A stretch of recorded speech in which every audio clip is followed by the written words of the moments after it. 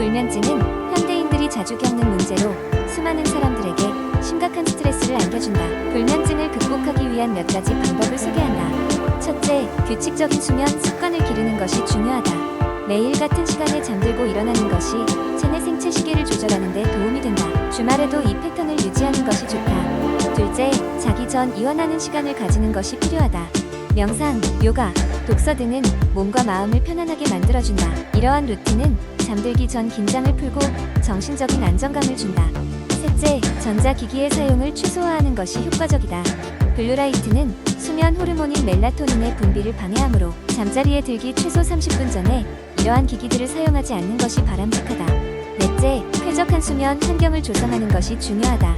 방의 온도, 조명, 소음 등을 조절하여 최적의 수면 환경을 구현해야 한다. 이상적인 수면 온도는 18도에서 22도이며 어두운 환경이 수면의 질을 높이는 데 기여한다. 마지막으로 카페인과 알코올 섭취를 줄이는 것이 필요하다. 카페인은 수면을 방해하며 알코올은 일시적으로 수면을 유도하는 것처럼 보이나 실제로는 수면의 질을 저하시키므로 주의해야 한다.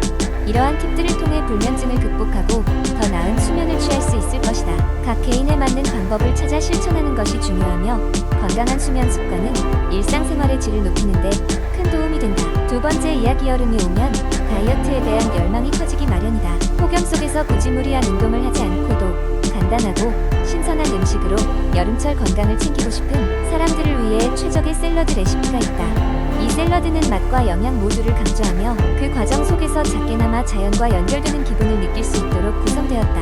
먼저 오이와 토마토 그리고 신선한 로메인 상추를 준비하자. 이 샐러드의 핵심은 신선한 야채 그 자체이므로 장터나 시장에서 새벽에 수확한 야채를 고르는 것이 좋다. 오이는 얇게 슬라이스하고 토마토는 큼직큼직하게 썰어 산뜻하고 시원한 느낌을 더해준다. 로메인 상추는 큰 잎들을 손으로 쪼개준다. 손으로 찢는 과정에서 상추의 향기가 은은히 퍼지며 자연 그대로의 질감을 느낄 수 있다. 그 다음으로는 아보카도를 준비해야 한다. 아보카도는 크림 같은 식감을 더해주며 탄수화물과 지방의 밸런스를 조절해주는 역할을 한다. 잘 익은 아보카도를 두드려 씨를 빼고 큼직하게 큐브 모양으로 썰어준다. 아보카도의 부드러운 맛이 나머지 재료들과 어우러지면서 전체 샐러드에 고급스러운 느낌을 더해준다. 이제 드레싱을 준비할 차례다. 드레싱은 이 샐러드의 킬링 포인트로 다른 재료들의 맛을 최대한 살리면서도 자신의 개성을 잃지 않아야 한다. 올리브 오일과 레몬 주스, 그리고 약간의 디종 머스터드와 꿀을 섞는다. 소금과 후추로 간을 맞추고 약간의 신선한 민트잎을 잘게 다져 넣으면 시원하면서도 상쾌한 맛을 느낄 수 있다. 드레싱을 잘 혼합한 후 샐러드 위에 골고루 붓는다. 마지막으로는 컬러풀한 요소를 추가할 차례다. 제철 과일인 블루베리나 라즈베리를 살짝 얹어보자. 과일의 단맛과 상큼함이 샐러드의 신선함을 한층 더 강조해준다. 이렇게 완성된 샐러드는 식탁 위에 화려한 비주얼로 눈을 즐겁게 하고 한입 베어 물면 여름의 싱그러움을 만끽할 수 있게 해준다. 이 샐러드를 한번 맛본 후 사람들은 너도 나도 이 색다른 조합에 혹해 매일의 메뉴로 자리 잡기 시작한다. 어느새 자연스러운 일상이 되고 몸이 점점 가벼워짐을 느끼며 다이어트를 이렇게 즐겁게 할 수 있다는 사실에 놀라게 된다. 그렇게 여름이 저물어갈 무렵 이 샐러드는 단순한 음식 이상의 의미를 갖게 된다. 신선한 재료와 자연에 가까운 요리는 우리의 삶을 어떻게 변화시킬 수 있는지를 일깨워주며 여름철 다이어트의 필수적인 동반자가 되어준 것이다. 세 번째 이야기, 한때 건강에 관한 정보를 접하게 된 사이트에서 나는 흔히 느끼던 피로가 단순한 육체적 고단함 이상의 의미를 지닐 수 있다는 글을 읽었다. 그 글은 피로를 무시하는 것이 얼마나 유해할 수 있는지를 경고하고 있었기에 내 마음속 깊은 곳에 깊은 인상을 남겼다. 먼저 글은 만성 피로의 미스터리라는 주제로 시작되었다. 현대 사회에서 우리는 스트레스와 일정에 시달리며 사는 것이 당연시되고 있다.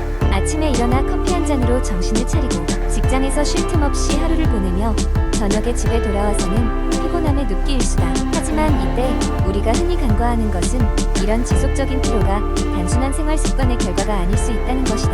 만성 피로는 사실 매우 복잡한 요인에 의해 발생할 수 있다. 의료 전문가들은 이러한 피로가 영양 결핍, 감염, 호르몬 불균형, 정신적 스트레스 등 다양한 원인에 의해 발생한다고 설명한다. 특히 글에서는 소리 없는 괴물이라고 불리는 만성피로 증후군에 대해 깊이 다루고 있었다. 이는 단순히 피곤함을 넘어서 일상생활에 큰 지장을 초래할 수 있는 질병으로 기운이 없고 잦은 두통과 집중력 저하를 동반한다. 나의 경우를 돌아보았다.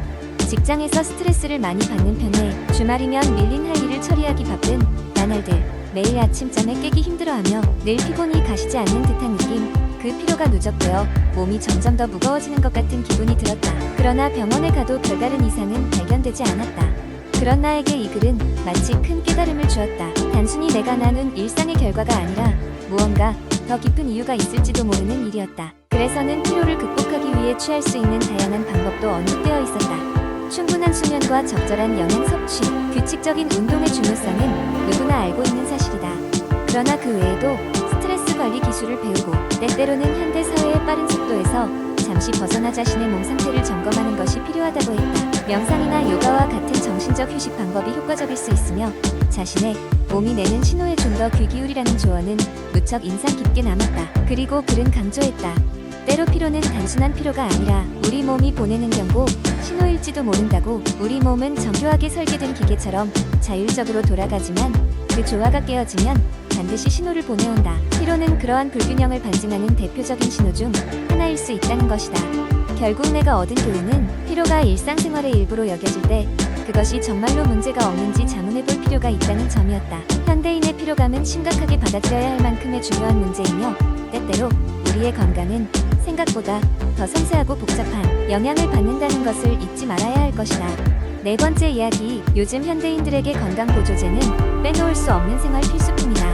각종 스트레스와 불규칙한 식습관, 부족한 운동량 등으로 인해 신체의 균형이 쉽게 깨질 수 있기 때문이다. 그러던 어느 날, 한 고등학생인 재민이는 학교 시험 준비와 학원 수업으로 인해 극심한 피로와 스트레스를 겪고 있었다. 그의 부모님은 이런 재민이를 위해 건강보조제를 찾아주기로 하셨다. 스스로 그것을 검색하고 알아보는 데 시간이 걸려 직접 전문가에게 상담을 받기로 마음먹었다. 다음 날, 재민이 부모님은 아침 일찍 근처 건강식품 전문점을 찾았다. 그곳에서 건강상담사이자 영양사 자격증을 가진 전문가 박 선생님을 만났다. 박 선생님은 현대인들에게 적합한 여러 건강 보조제에 대해 소개하며 각 제품의 효능과 올바른 사용법에 대해 상세히 설명했다. 첫째로 박 선생님은 비타민 D의 중요성을 강조했다.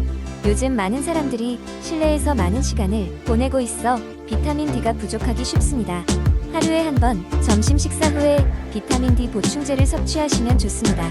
박 선생님은 비타민 D가 면역력 강화뿐만 아니라 뼈 건강에도 도움을 준다고 덧붙였다. 다음으로는 오메가3에 대해 이야기했다. 오메가3는 심장 건강에 좋고 뇌 기능을 촉진시키는데 도움이 됩니다.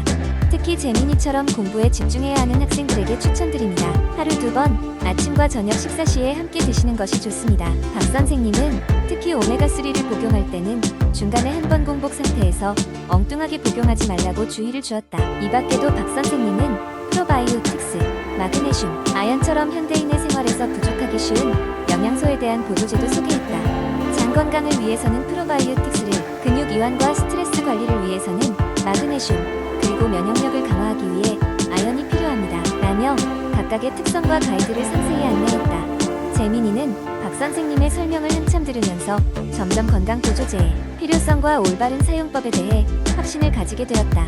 하지만 역시나 실천이 중요하다는 것도 깨달았다. 매일 규칙적인 시간에 보조제를 섭취하고 가끔씩 복용한 날짜와 시간을 체크리스트에 기록하면서 자신의 건강 변화를 체크해보라는 박 선생님의 조언도 새겨들었다.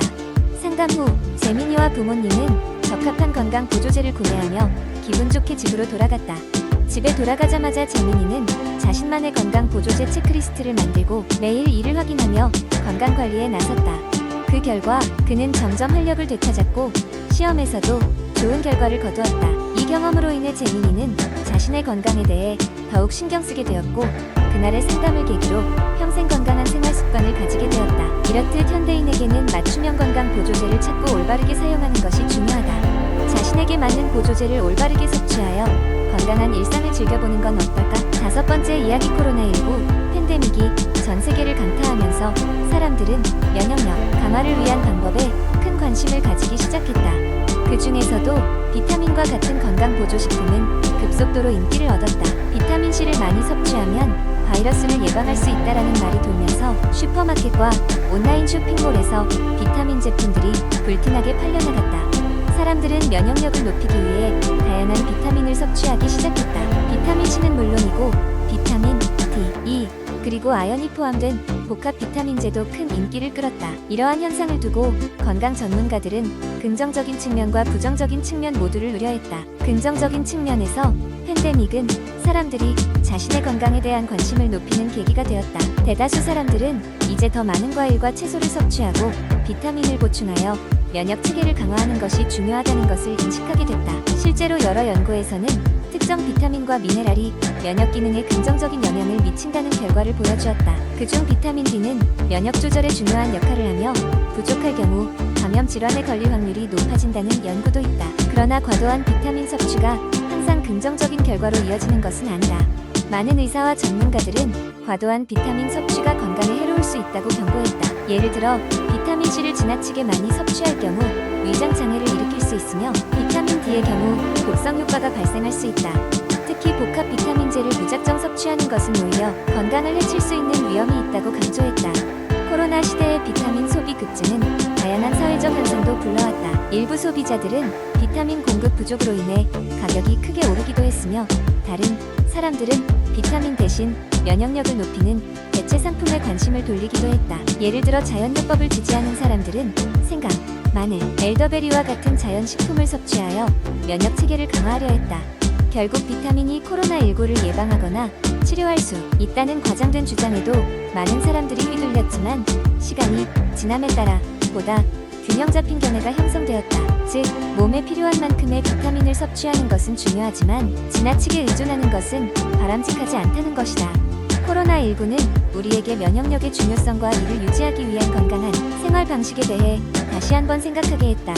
비타민은 우리의 건강을 지원하는 중요한 요소지만 올바른 정보와 적절한 복용이 필요하다. 팬데믹이 끝나가는 지금 비타민을 포함한 모든 의약품과 보충제를 현명하게 사용하는 것이 우리의 더 나은 건강을 위한 길이는 틀림없다.